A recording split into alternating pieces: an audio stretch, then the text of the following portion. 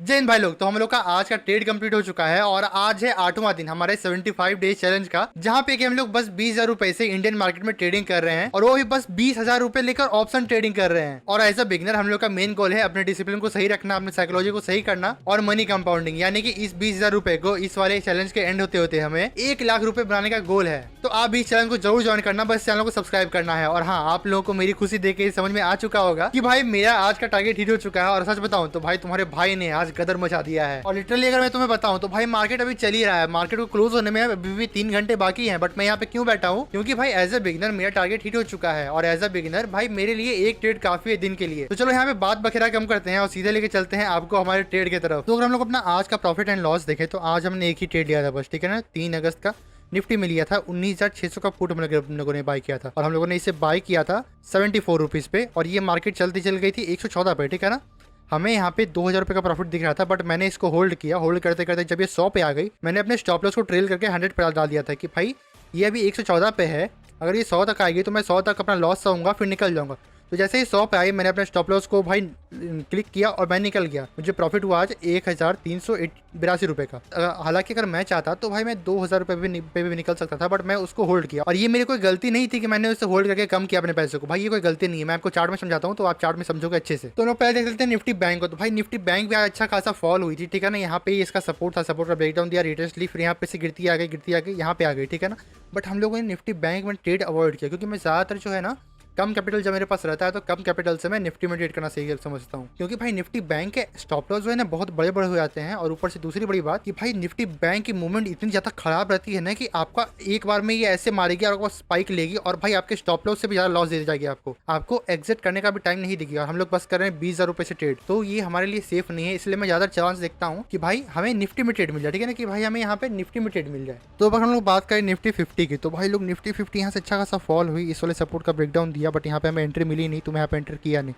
फिर जब ये यहाँ पर इस वाले सपोर्ट पे आई ना, सपोर्ट से पहले इसने एक रिटेस्ट मार दिया इस जगह पे। मैंने क्या किया ना, मार्केट जैसे ही इस वाले सपोर्ट पे आई ना, मार्केट जैसे ही इस वाले सपोर्ट पे आई, यहाँ पे इसने रिटेस्ट लिया।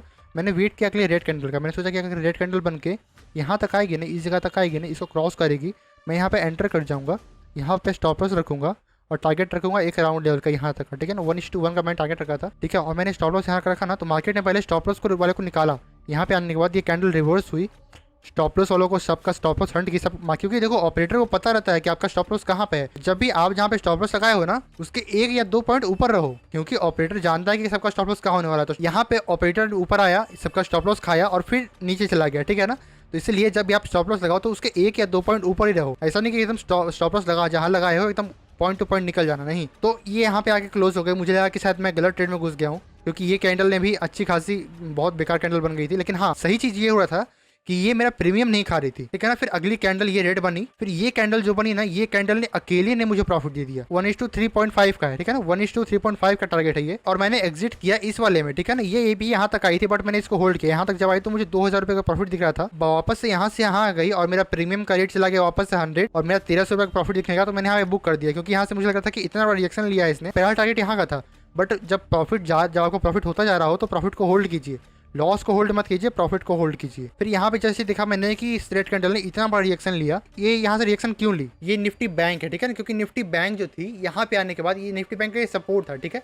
निफ्टी बैंक सपोर्ट का ब्रेकडाउन करके वापस से अपने सपोर्ट पे आ गई। तो मैं समझ गया कि निफ्टी बैंक जब सपोर्ट पे आ चुकी है, तो भाई जब निफ्टी बैंक ही अपने सपोर्ट का ब्रेकडाउन नहीं देगी तो बहुत हाईली चांसेस होते हैं कि निफ्टी बैंक को फॉलो करते करते हुई निफ्टी भी चले। तो निफ्टी बैंक ने यहाँ से ग्रीन कैंडल बनाया तो निफ्टी ने भी यहाँ से ग्रीन कैंडल बना दिया और यहाँ से मार्केट रिवर्सल हो गई। देख लो, यहाँ से मार्केट रिवर्सल हो गई। मैं खत्म कर दिया, मैंने इस ट्रेड को लेके मैंने बंद कर दिया मार्केट। अब मार्केट यहाँ से 500 पॉइंट भी नीचे गिरता मुझे कोई मतलब नहीं।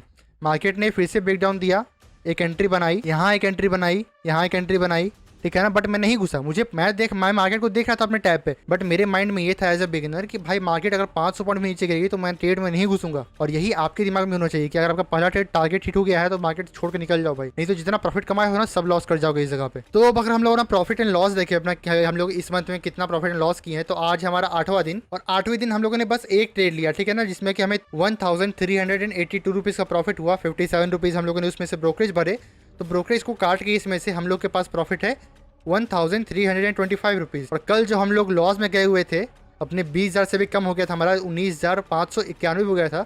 अब हम लोग वापस से प्रॉफिट में आ चुके हैं 20,916। और अगर मैं आज मार्केट में दोबारा रुकता हूं तो मैं 110% कह सकता हूं कि दोबारा लोग घुस के मार्केट में अपने पैसे को उड़ा देते हैं। तो इसलिए एज ए बिगनर जब आप सीखने आए हो तो भाई सीख गए, आप यहाँ पे ट्रेड लेना, ट्रेड को ट्रेल करना, एसएल को ट्रेल करना, टारगेट को ट्रेल करना सीख गए। तो अब यहाँ से सीखना क्या है, डिसिप्लिन रहना, अपने ग्रेड को कंट्रोल करना कि भाई आप में लालच नहीं है।